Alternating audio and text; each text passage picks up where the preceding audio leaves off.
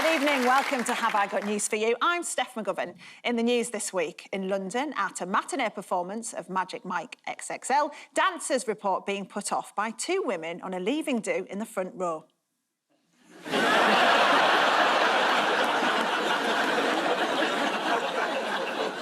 At a coffee morning in Yorkshire, a man reacts badly to the news they've run out of custard creams.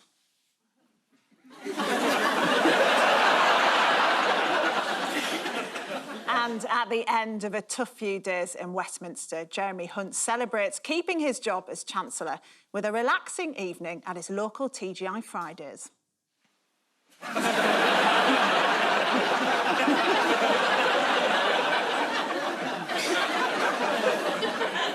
On Ian's team tonight is a mathematician who presented an episode of Horizon entitled 10 Things You Need to Know About the Future.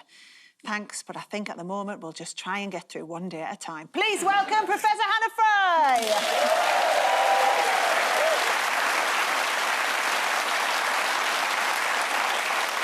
On Paul's team tonight is a Scottish comedian who is blind, which means that he's just about the only person in Glasgow who you can't greet with the words, "See you, Jimmy." Please welcome Jamie MacDonald.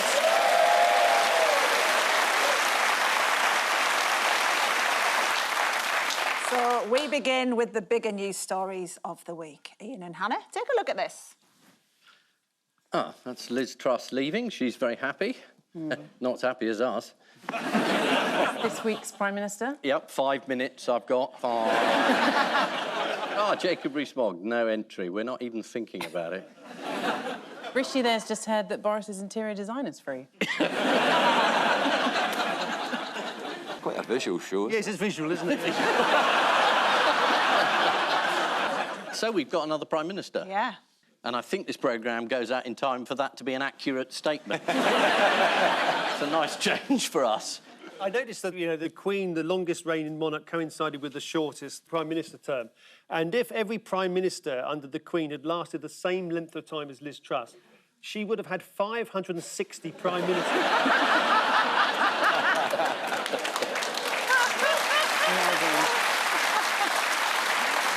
Which means in the end we'd all would have had a go. Would you like to see Rishi's moment of triumph? Yeah. Yes. Now, watch how enthusiastically he thanks all those people who mean so much to him. And Matt Hancock.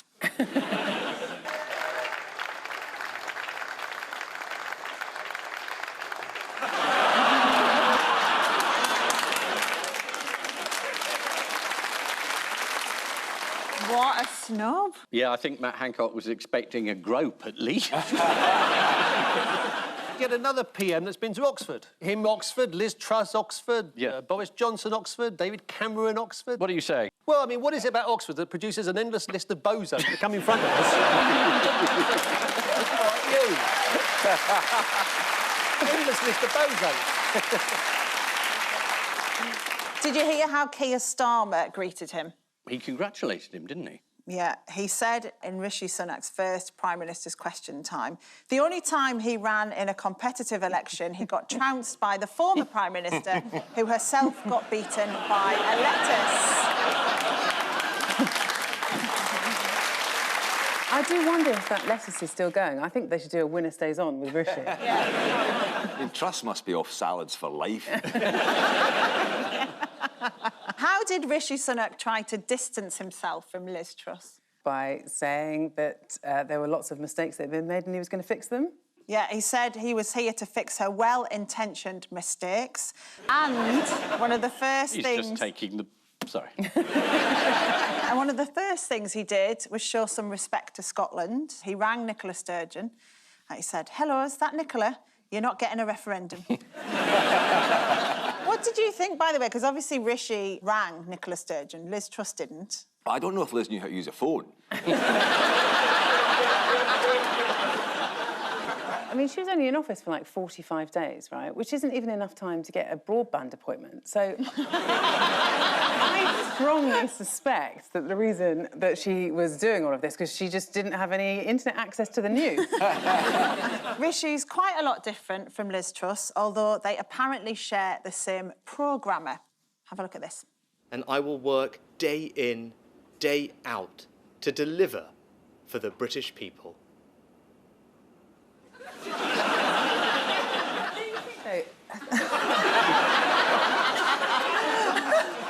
What did Rishi Sunak enter Downing Street without? A mandate.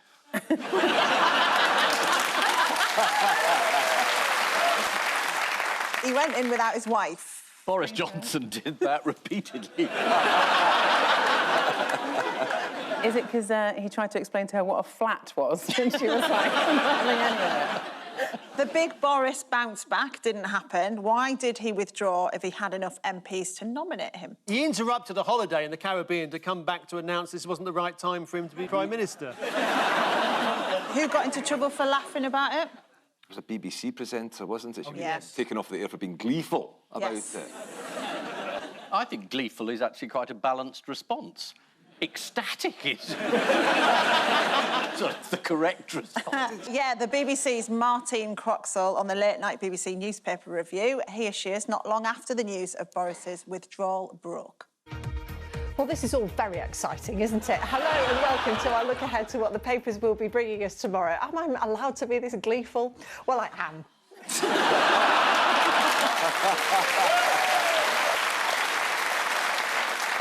How did Boris's hard-working team take it? They were quite cross. Yeah. Because he didn't tell a lot of them. The political website quoted one staffer saying, if I see him, he better hope he's got a quick flight back to the Dominican Republic. What a complete and utter to march up to people like that and say, oh, yeah, it's definitely happening. Was that his wife? What about the new cabinet? Is it a gathering of all the talents together or the same old rubbish? Gov's back, Raab's back. I thought it was quite nice for him to find a seat around the table for Dominic Raab. It's like the one in the corner with the colouring pencils. Yeah, I think it's difficult announcing a cabinet of all the talents when you have none to draw. But there's no Rees-Mogg there, so we have to count small blessings. Yeah. He's gone back to haunting Ebenezer Scrooge, I think. He resigned shortly before he was sacked. Yeah, we've got his resignation letter here. It's written in Latin. It's like an extraction of the Bible. What do Liz Truss and Boris Johnson get now? 150 grand a year? Yeah. She still gets her honours list, though. Oh, yes. And the only people I think that's done her some great service are her removal men.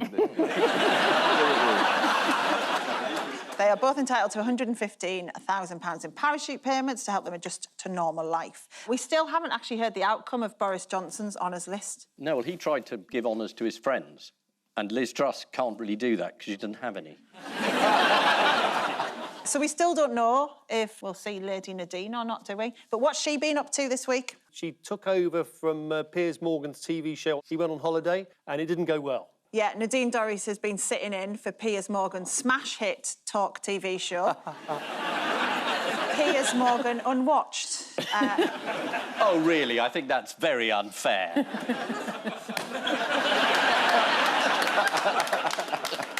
Right, let's see how she did.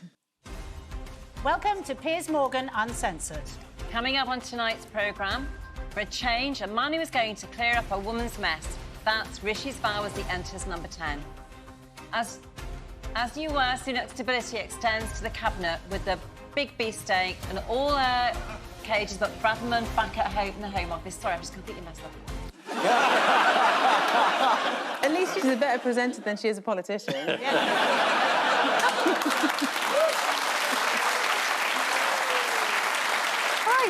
this is the news that Rishi Sunak is this week's Prime Minister.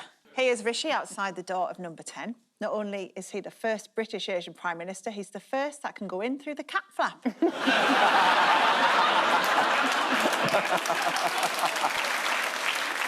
Jacob Rees-Mogg dated his resignation letter St Crispin's Day, which is apt because St Crispin is the patron saint of cobblers.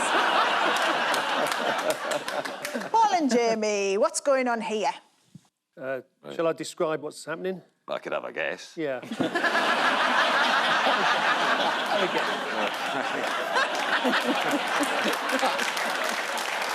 I don't know. It's either Vladimir Putin or China. That's the Yeah, one. it's Is it both? But I'll give you a clue. It's about the Ford Fiesta not being produced anymore. Oh, Xi Jinping just bought one. Yeah, he's just bought one. He's just bought one. Oh, no. So, yeah, the Ford Fiesta's no longer being produced. Yeah. This is the news that after 46 years, Ford are scrapping the Fiesta. Who's really upset about it? The Ford Fiesta Appreciation Club. Yeah. The FFAP. Yeah. The RNIB. Yeah. Yeah, not far off. The Sun's motoring correspondent, Rob Gill, Yeah. was particularly upset. Was he? Yeah, he wrote this in an article. Like many of you, my first car was a Fiesta. It was the first car where I folded the seats flat. If you know what I mean. Maybe he meant more like this. A car that's easier to park and a pleasant, airy interior. There's somewhere for odds and ends, somewhere for maps and books, and with the back seat folded down, even somewhere for the kitchen sink. Who's this, and what did he have to say about the Ford Fiesta this week? Vladimir Putin. Yeah, Vladimir Putin. Spot on.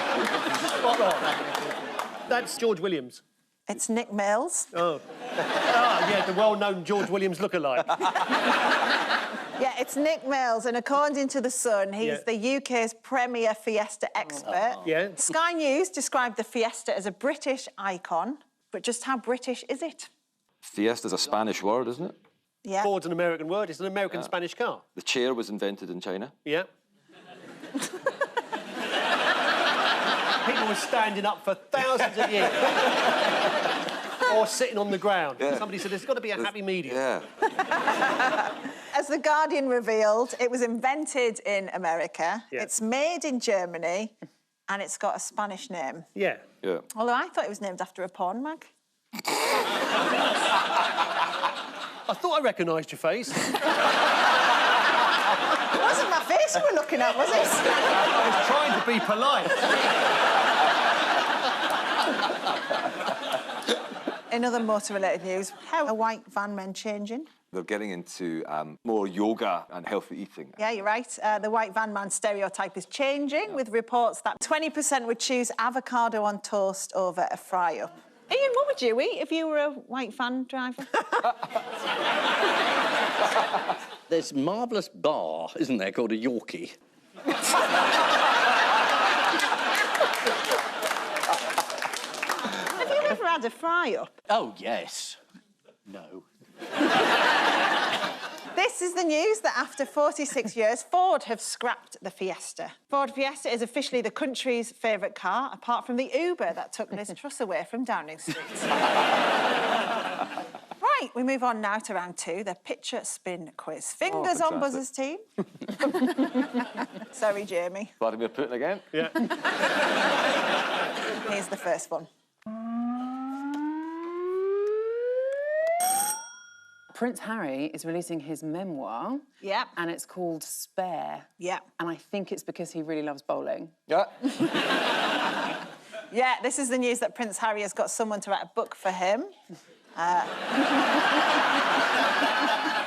This, I think, makes him the only person now to have authored more books than he's read. Oh, that's a bit harsh. It was. I take it back, I'm sorry. What's he going to include in the book? Well, apparently it's a really upbeat version of his life so far. It's celebrating the role of the monarchy, his happy marriage. It's a real feel-good book. Yeah, at the press launch for the book, Harry said, "I'm not writing this as the prince I was born, but the man I have become. I've worn many hats over the years, including this one." Hopefully he includes as well the story about how he nearly drowned when he was wallowing in his own self-pity.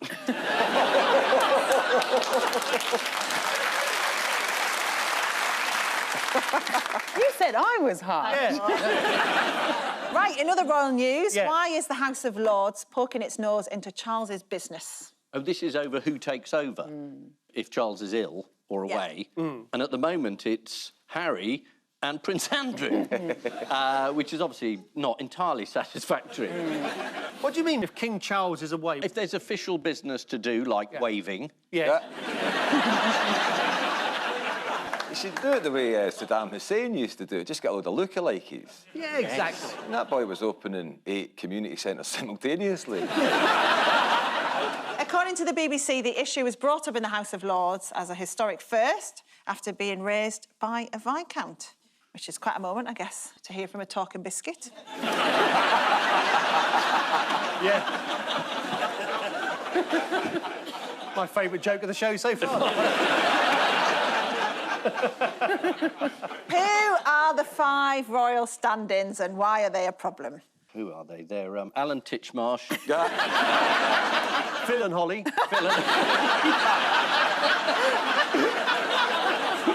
They queued up to get that job.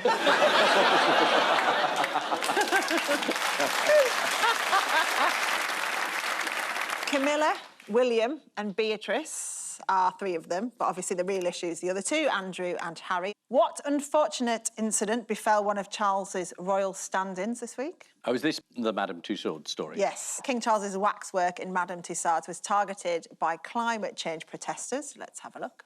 The time for words has moved to the time for action. Ladies and gentlemen. Who still goes to look at waxwork likenesses? I always think that, but there's always a massive queue Yeah. outside it, isn't there? Yeah. No, they're not real people. Ah.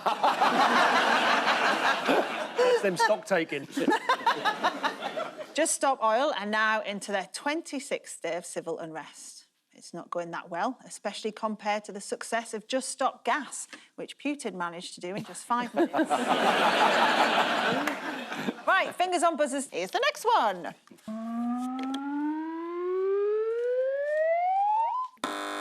Joe Biden has announced that he's going to run again for president, although he can barely walk, but he's going to run again, which will make him quite old, but, you know, the alternative might be rather grimmer than that. How has Biden been trying to downplay doubts about his age? Joined a basketball team. Yeah, as a mascot. Is he he's been doing press-ups? Yeah, he's been doing, the Washington Post noted that the US president was trying to show he's still with it by engaging in public displays of outdoor activities. Yeah. Mentally, though, he's still sharp as a tack. Let me start off with 2 words. Made in America.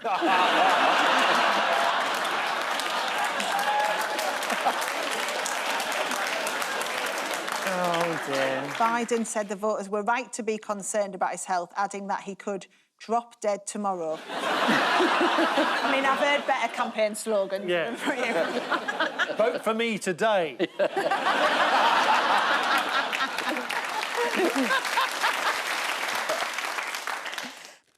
I'm distracted by the sound of paper burning. It's either that or crisps. Oh, you think it's crisps? No. Oh, yeah, I can hear that rustling as well. Someone's got a bag of Maltesers in their pocket. Finally, an audio round.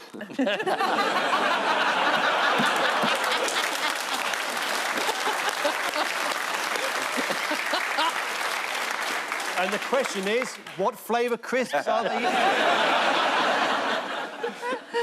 Time now for the odd one out round. Just one between you this week. Alan Titchmarsh, Boris Becker, David Dimbleby and Macbeth. OK, so Boris Becker's in jail. He's in jail, yeah. Tax Yep, evasion. Tax evasion. He's not got his job. Is it to do with jobs? 'Cause No. Is it about murdering all the people in front of you in line to the throne? Well, who's David Dimbleby murdered? I'll give you a clue. Yeah, go on then. It's quiet round their house. David Dimbleby said he didn't have many friends. Oh, yeah. Of course, Macbeth, he didn't have many friends at all. Boris Becker has got one friend who he's sharing a cell with. And Alan Titchmarsh has got no friends at all, apart from a plant called Bert. Isn't Alan Titchmarsh friends with Charles? Yeah. The odd one out is undoubtedly Alan Titchmarsh. No. Sorry, I meant David Dimbleby. It's Boris Becker. It is Boris So they've all lost friends except Boris Becker, who's making friends in prison. Is that what they call it these days? Is He started doing yoga, hasn't he? Yeah. that what they're calling it these days? Yeah. The former world #1 has been instructing other prisoners in yoga. Well, you know, he's looking at a long stretch, isn't he? What else can Boris teach his fellow inmates? tax returns, how to have sex in a cupboard. According to The Times, Boris is also sharing his knowledge on crisis management. What other surprising feature does Boris Becker's prison have? Got a nice restaurant. How do you know? Been in a few times. Along with a fitness centre, it also has a climbing wall. Or as most inmates call it, the perimeter fence. So what does David Dimbleby give as his reason for hardly having any friends? He's not very good at small talk, I think he said. Yeah, he told Yeah. The Times, I'm not very good at chat. If he meets someone, he says, yes, you, the man in the jumper. Yeah, it's because he told The Times, I'm not very good at chat, although according to his wife, it's because he's a sociopath. So who is Alan Titchmarsh worried about losing as a friend? Charles. Charles. Yeah, this week the celebrity gardener has revealed he's worried about his friendship with King Charles. Alan told The Times, I have no assumptions our friendship will continue. He's king now. Do you think Charles views this relationship in the same way as Alex? Oh, my God, it's fucking Titchmarsh. What was Alan's last and possibly final encounter with King Charles? Was he on the bus during the Jubilee? No, the night before the Queen passed away, the Yeah. Express described the two as having had an intimate dinner, after which, according to Alan, Charles entertained guests by playing jaunty Scottish airs on a penny whistle. That's actually him calling the guards to get him out, isn't it? That's the signal. I bet the paper First wasn't I'm very playing the welcome. penny whistle, just chuck the bugger out. Chuck him out. I think you should be a stand-in. You should be a councillor. Yes! I have been approached. Yeah, they've all lost friends except Boris Becker, who's said to be making friends by teaching yoga to fellow inmates.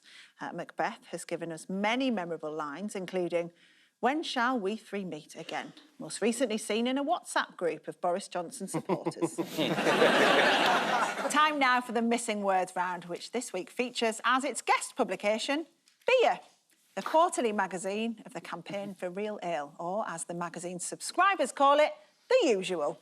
We'll start with, we would like to apologise to our members for failing to what? We would like to apologise to our members for failing to apologise to our members in the last issue, which was the apology issue, but unfortunately the print has missed out the word apology, so the word apology didn't appear, but we would like to apologise to our members for failing to do that.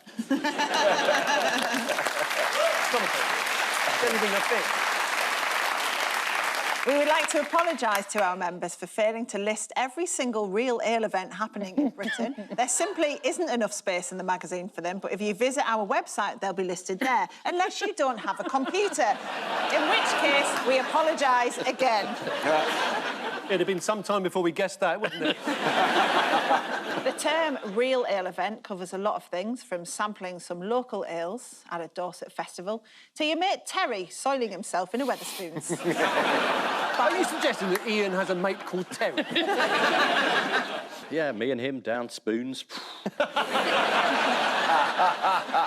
you ever been in one? Of course I have. What sort of person do you think Ian is? Have you ever had a fry-up? Have you ever been in a pub? Yeah, but his answers are always no, so, like, I'm onto something here. I was in a Spoons the other night. What did you drink? Oh, it's a bar. Next, you can now buy what for your horses, but it will cost you what? Tupperwares, but it will cost you freezer space. You can now buy... What can you buy? Designer trainers for your horses, but it will cost you £1,000 per shoe. Yeah, and your mental health. Who's going to buy designer trainers for a horse? Here they are. No! This is the news that a shop called Horse Kicks will sell you designer trainers for your horse, and not, as you might have assumed, ketamine. Aren't you going to ask Ian if he's ever tried ketamine? Ian, have you ever tried ketamine? Yeah. Yes, I have. What happened? He slept through one Prime Minister. Next, man gets chip implanted in his hand that allows him to what? Masturbate furiously. It's like a blur. Says happy and excited Archbishop. Not saying which one. Thought it was to attract seagulls.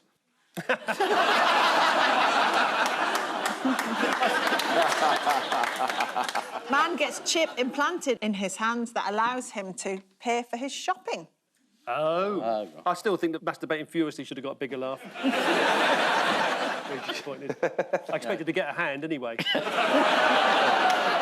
Yeah, I've got a groan. It's getting worse. I better leave it alone. Is that what your mum said to you? She said, leave it alone, otherwise you'll go... No, it doesn't matter. Yeah. Turns out not an old wives' tale, yeah?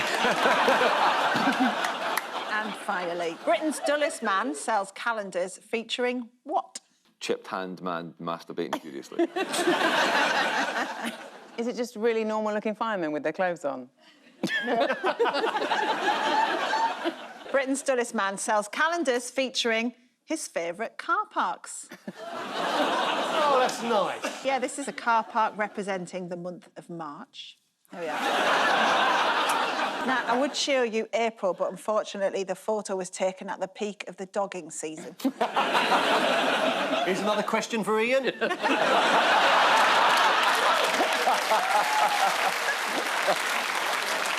I'll answer for him. We prefer not to talk about it. So, the final scores are Ian and Hannah have 5, Paul and Jamie have 7. Well done. But before we go, there's just time for the caption competition. Ian and Hannah, you've got this. Well, it's 2 clowns that aren't in government. Don't look now, but Jacob Rees-Mogg has just walked in. Has he? Yeah. Sorry, it's the caption. Paul and Jamie, get this. Somebody's whispered in Joe Biden's ear. That's not a urinal, Joe.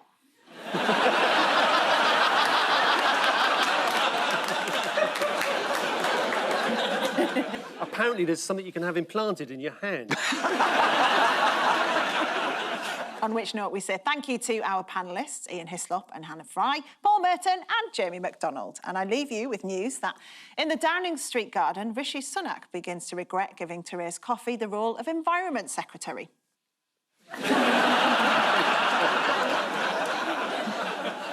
More disappointment for Kwasi Kwarteng after he decided to ignore his architect's advice and design his new house himself. And the intensity of the new BMW heated seats takes one man by surprise as he starts to feel his buttock implants melting. Good night.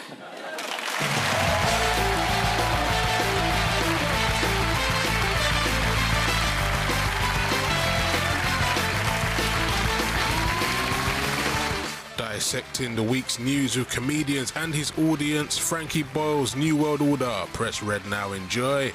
Starring Daisy May Cooper. A bit of toxic behaviour on your Friday night. Am I being unreasonable? It's next.